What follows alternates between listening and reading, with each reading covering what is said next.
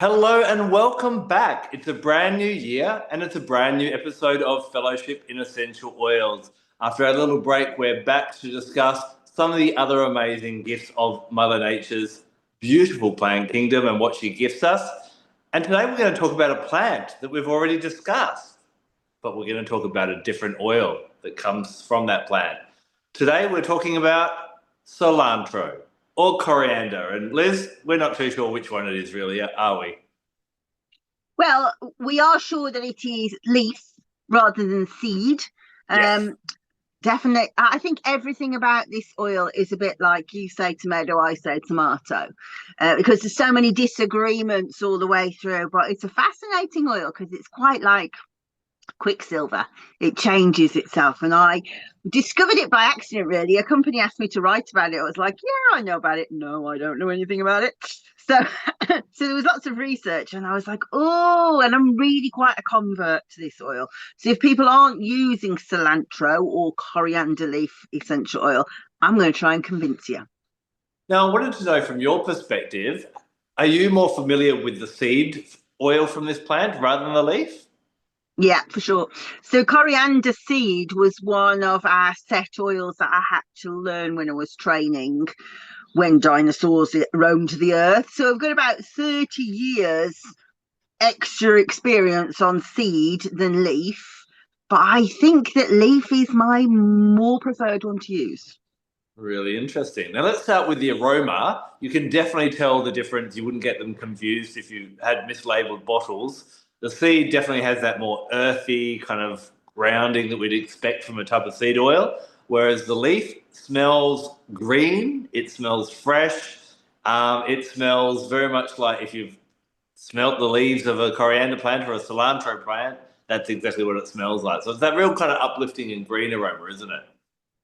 Yeah, and actually, as we walk around in the UK at the moment, the everything's turning a little bit of a sharp green. The lichen's are starting on the trees. You can see the mosses coming through, but the loveliest thing is the snowdrops coming through. It's like these lovely white heads.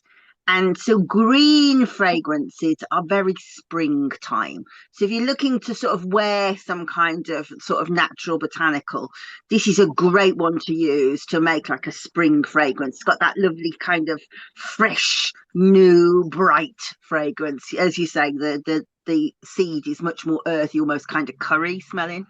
I love that suggestion, but I'm a little bit hesitant personally about doing that because I believe I'm one of the minority of people that actually, when I taste cilantro leaf as a plant, and if it's in a salad, all I can taste is soap.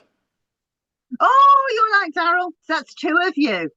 So I thought when we first got together, and I really like making Thai green curries. And it took him about three times of eating it to say, "This is I don't like this. I think it might be the coconut milk is not right." And I was like, I'd never heard of anybody not liking coriander. And you went, maybe it's a coriander. I don't like it. Well, coriander to me is just bright and zingy and fresh, and I absolutely love it. I was like, how can anybody not like coriander? But then over the years, I've discovered, oh, actually, a lot of people don't like it, and it's a genetic disposition. Did you know that? I did know that. I had heard that because I'm very similar to Daryl. My partner at the time had made a soup and it was like laden with lots of cilantro leaf on top. I was like, did we rinse or like it tasted like we hadn't rinsed it out after doing the washing up the night before. It was so soapy and it was just that the leaves were just so abundant in there. But yeah, I'd heard it was a genetic mutation or, it's a genetic thing. You can't help it. Exactly right. And once you start like exploring this, it's fascinating. So most of the genes to do with smell are encoded in just one or two chromosomes, and particular chromosome 11, which interestingly is also the chromosome that's involved with how you process insulin. And Daryl's also diabetic. So I find that absolutely fascinating. So I was like scurrying down this rabbit hole, and I've not found any kind of other association with diabetes, but it is a mutation that's really well explored. So around about 40% of the gene coding for smell is in chromosome 11. So you'll quite often see like anomalies in this one. And what's really fascinating is I watched a video about this, and the lecturer had said, "Oh, I know what you're thinking about these people that think all soap mutants." He said, "But no, you're the mutant, because when we look at really old ones, sort of right back to early men, this was the original way that you would be. But for some reason, we've evolved to like coriander. But what's even more extraordinary is different sort of races of people have different occurrences of this. So it's very, very rare in black people, but it's very common. Around about 23% have this gene mutation in Asian people, which is, you'd think, well, they're the people that eat it, don't they? And so they've really explored to try to understand this. And apparently, soap is like one of the ways it can produce, but actually, the other ways make more sense to me. That those people that have this, well, the original version, sometimes say, oh no, it just is like soil. It's like eating soil to me, or it smells like rotting meat. And I think, oh, I wonder if they're picking up what the insects can smell, because that's what they would be attracted to. But fascinating stuff. So yeah, either love it or hate it, or it might tell you something about your genetics. Yeah, fascinating. And it's good to know for once that I'm a little bit more normal, not the mutant for once. No, no, I wouldn't. Don't get too excited about that. So let's dive into the essential oil. Cilantro for me is a perfect example of what an oil does physically, it does holistically. And one thing you're going to be hearing me talking a lot about today is detoxification. And I know we use it a lot in our detoxification blends when we're making them up. And particularly, I've read a lot about it being helpful with heavy metal detoxification. Now, I am a seafood lover, but one of our concerns about seafood is that being in the ocean, there's a lot of mercury and different things like that. So it is one that you can bring into your life to kind of support your body to kind of rid yourself of those heavy metals if you're concerned that's a problem, or even if you have been diagnosed by a health professional that that's a problem. I haven't come across that piece of information, but coriander seed also comes up with heavy metal Mm. toxicity. There are protocols for doing that kind of work. Rather than the essential, I have to say, I'm going to be probably controversial now. If you want to do that kind of work, there's a book what I wrote called The Essential Oil Liver Cleanse. And I will say that I would argue that essential oils can't do it on their own, but used with activation of the liver meridian, very good at doing it. And as I say, I won't go into it deeply because it is in that book, and if you want to find it, that's where you find it. But the acupressure points for the liver are kind of down where your trouser seams would go. And so rubbing oils that up and down those quite sort of emphatically, if you like, so that you can really sort of to stimulate the liver meridian, excellent for that kind of detoxification work. Mm. So how would you tend, you said that you've grown to love cilantro leaf as the years have gone on and you've kind of dived into it. What are some of the practical uses you've found for it? Well, what I find really interesting is I can't. Can you think in circles? I can't think in circles. So, like when I was doing the bee medicine, you had to think about like the cycle of the year, and I find it really difficult to do. And so, this is something that I challenge myself to think about with plants quite often: the cycle of the plant to make my brain learn to do this. And so obviously with the coriander, it's a very fast growing oil, isn't it? You can plant it, you'll get salad very, very quickly. Then it bolts, goes to seed very quickly, and then dies off. And so then obviously you start the cycle again. So in that cycle, we can say that the seed would be at the beginning or at the end. I'm going to say it's at the end. So as plant grows. What you have when you're using the coriander leaves and the coriander leaf essential oil is a very refreshing, cooling, bright fragrance. But as it flowers and as it bolts and as it goes to seed, completely changes. So it becomes a warming oil. So what you'll find is the way that you use it is very different, because when you're using a cooling oil, think about things like rose or spearmint. They're very good for cooling hot conditions, and particularly if we look at it from an Ayurvedic point of view, Pitta dosha.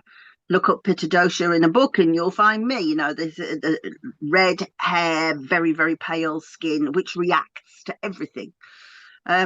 So it is astringent, so you have to be careful of that. But the cooling nature of it is very good for cooling hot conditions.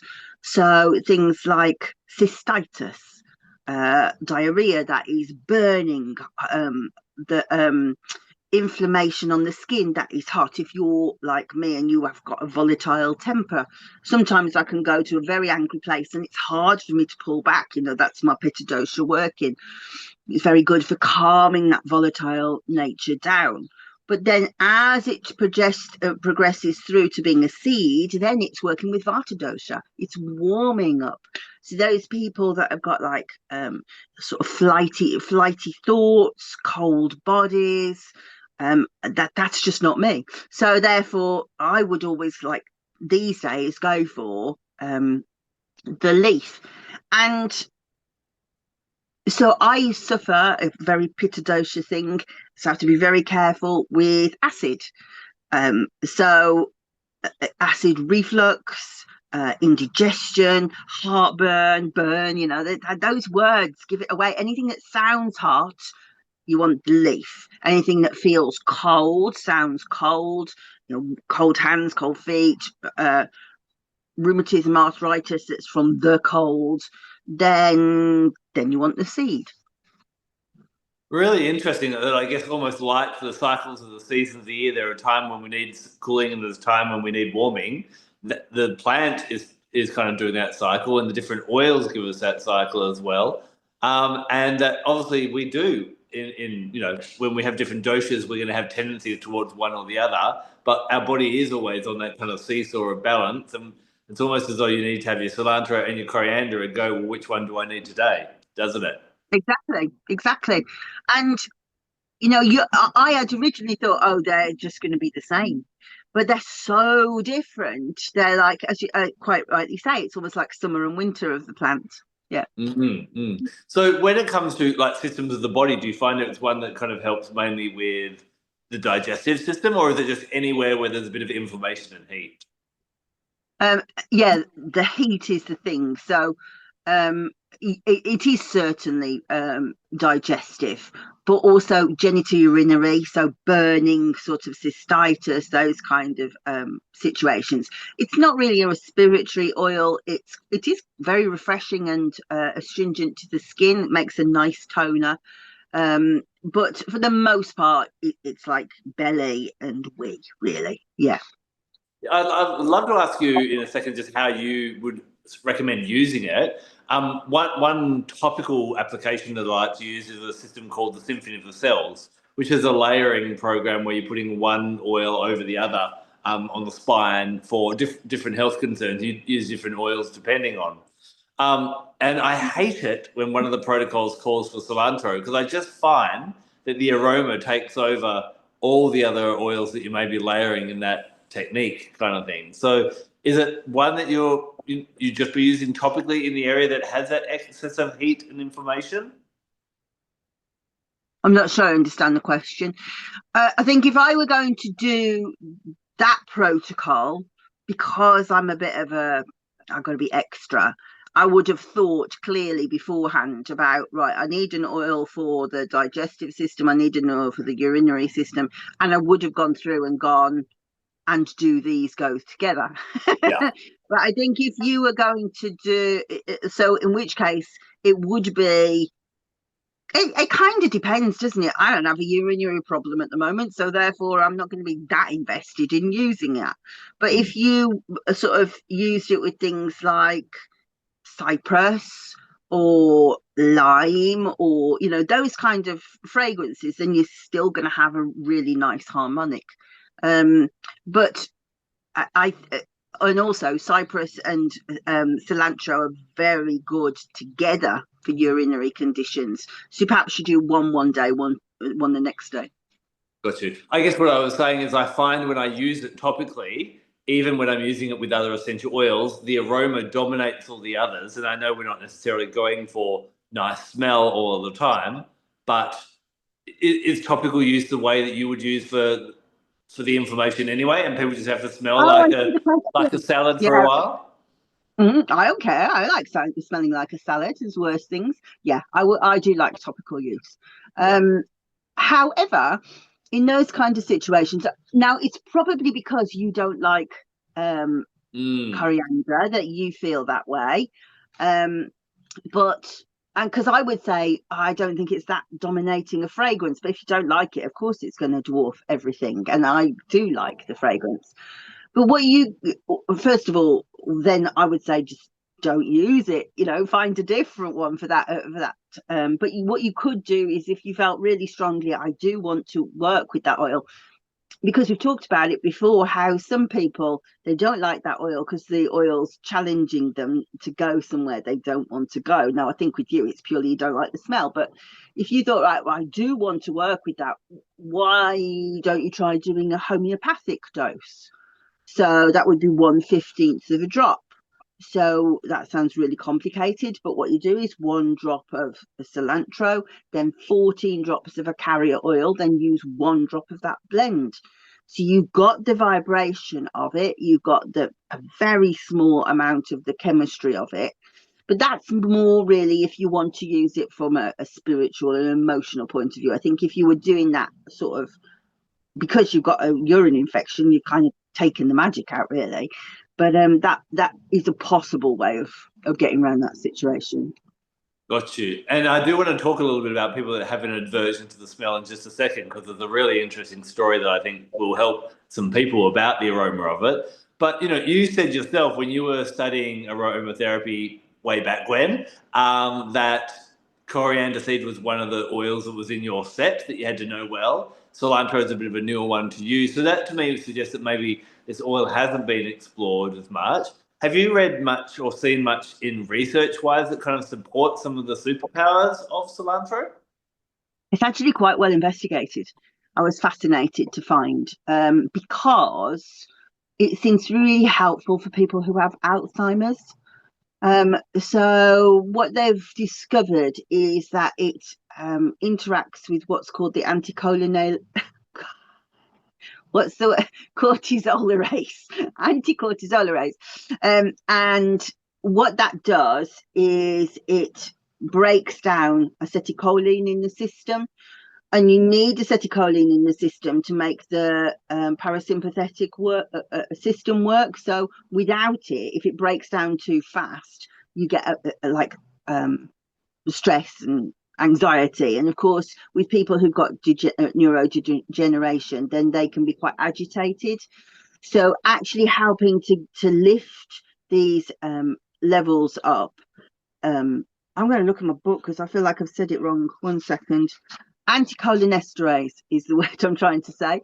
And when you get higher levels of that, then people are soothed. And what they found was inhaling the essential oil not only helped the old people's memories, but it also helped their digestion as well. So sort of was tackling two main problems that happen in old people's homes. So that's really quite nice. And Peter Holmes has written quite a lot about it. I don't know if you know him. He's an extraordinary aromatherapist, and his focus is doing it through TCM. And so, of course, this is a Chinese medicine.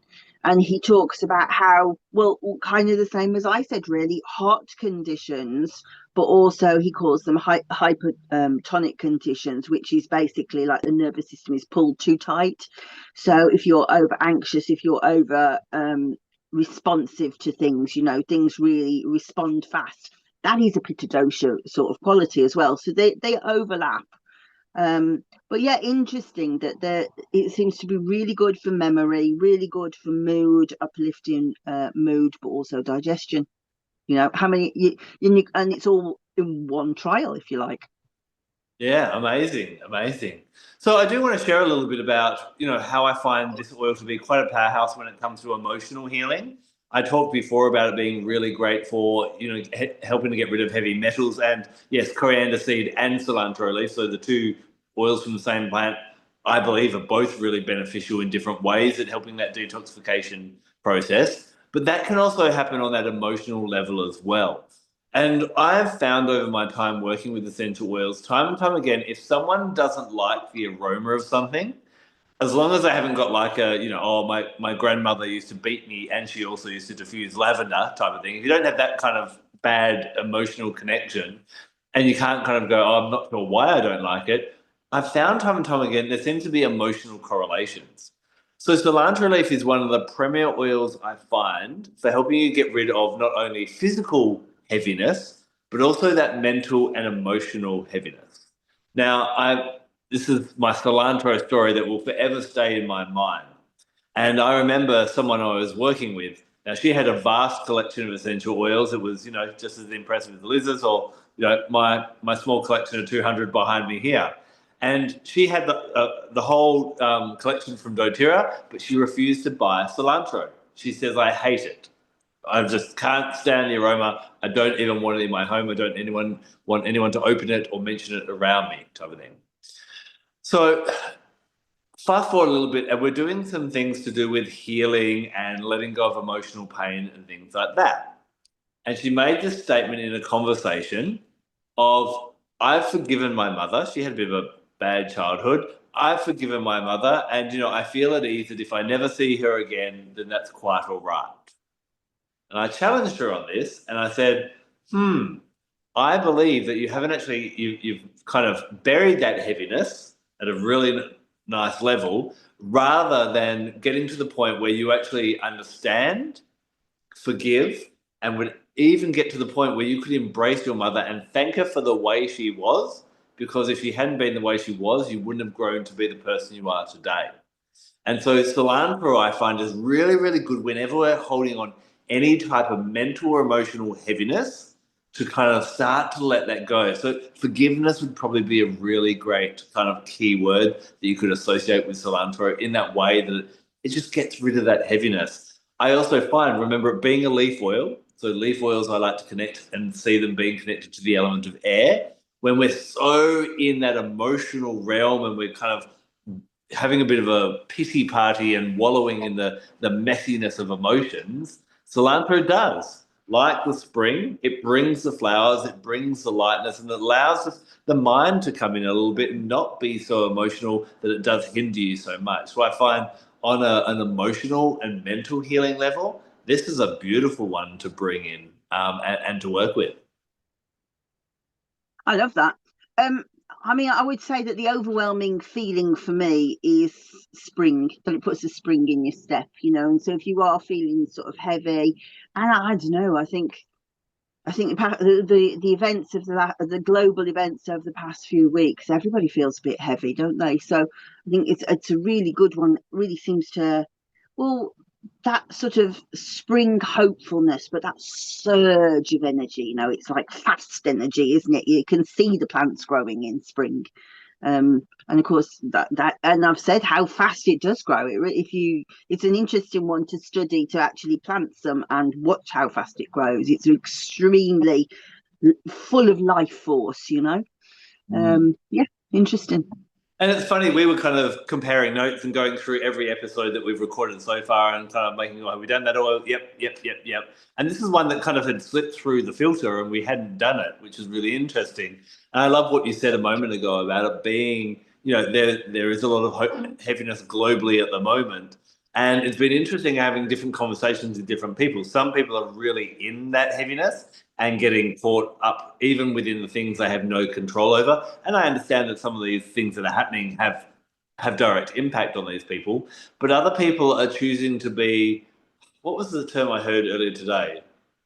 Informed rather than overwhelmed. Like they just get the information they need to know. They get their little pocket of news, maybe from one outlet or whatever, but then they focus on themselves and how they can be that radiant sense of light.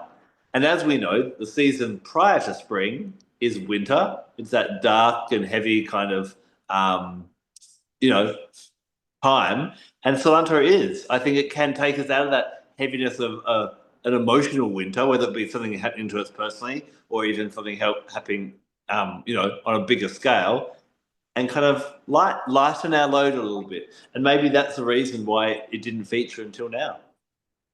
Yeah. I know what's coming next. You're going to ask me what planet, and I haven't really thought it out. So I'm going to say to you, I'm going to push it to you first. What planet? For me, I find because of this emotional healing, I think, where we carry the most heaviness is normally around that kind of, around family and those that we're the closest to. That's where the biggest hurts can actually happen. So I actually find it's got a bit of a Cancerian energy for healing with that. And correct me if I'm wrong, but it is a white flowered plant, is it not? Yeah, they're barely there, but yes. Yes. Yep. So those little white flowers, again, white flowers connected to the moon. So for me, planetary wise, I'm going to put it as a moon one for kind of helping, not so much as like connecting with that lunar energy, but maybe bringing in that balance of that lunar energy. And it could even be a good one to work with around a full moon. I know, how we start the day on a full moon.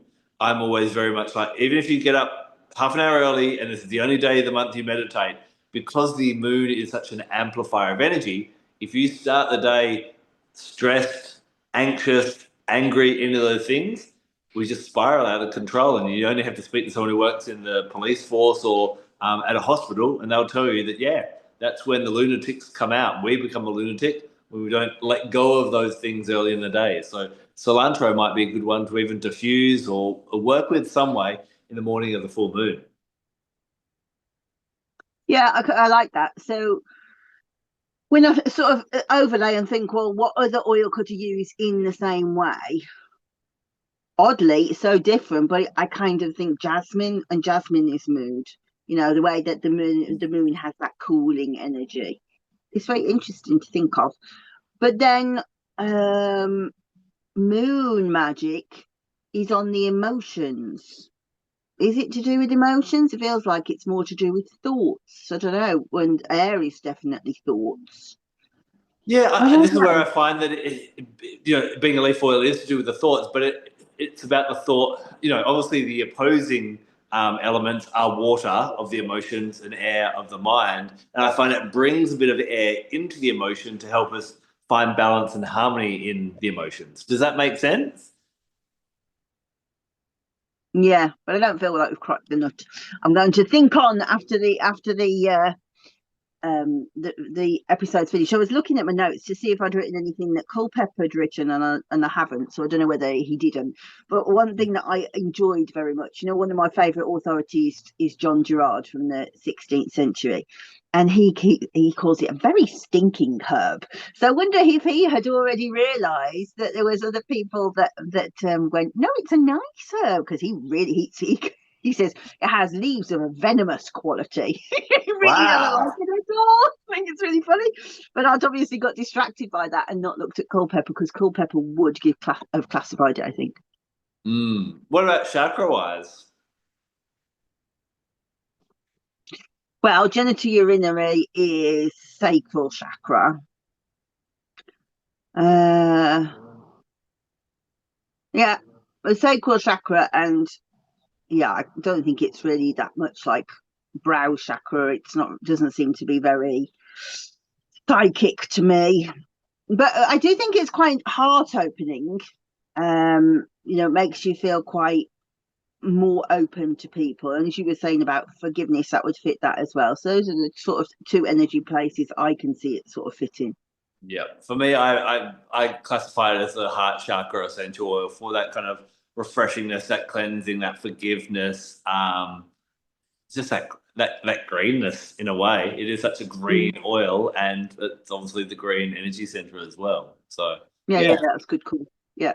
So the question I feel like I haven't asked it. It's been a while since we had our last chat, but do you think this is an oil that if people are listening to us right now and they don't have it in their collection, do they need to get it? I think it's one that you would definitely benefit from having.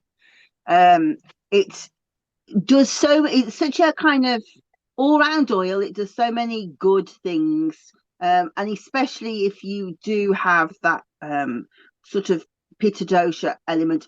If you are menopausal and you're having hot flushes, it's so lovely and cooling, especially if you're dealing with the rage as well. Or if you've got a teenager who's a bit volatile, it's lovely to diffuse. You know, you're going to have to blend it with a couple of maybe citrus oils or some spices to level it out. It's a bit weird on its own, but yeah, I think it is an oil that lots of people should try. I think you'll be going, oh, this is really not what I expected it to be. Amazing. Now I know you love a bit of essential oils in the bath. Would you have a bath with cilantro leaf? No, I don't think I would trust that. Yeah. No, Yeah. no, I don't think I would. That feels a little sharp beneath thinking about that. But I do quite, as I say, I do like it in an evaporator. People talk about diffusers. I don't use that. I don't use that modern fangled rubbish, but I have an evaporator with an oil underneath, and I do sometimes have that on the side of the bath when I'm in the bath because I do think it's like release the day, Yeah. calm down, woman. But I wouldn't put it in the water, no. Amazing. Well, welcome everyone back to 2025. We're now, fully and well into the year. The January is gone. We're into February. And when we kind of did a bit of a review, we realized we've got a few other oils that still need to be discussed. So we'll be back next week to discuss another amazing essential oil that you'll go, oh yeah, that's another one I haven't tried. But until then, take care and blessed be. Bye bye.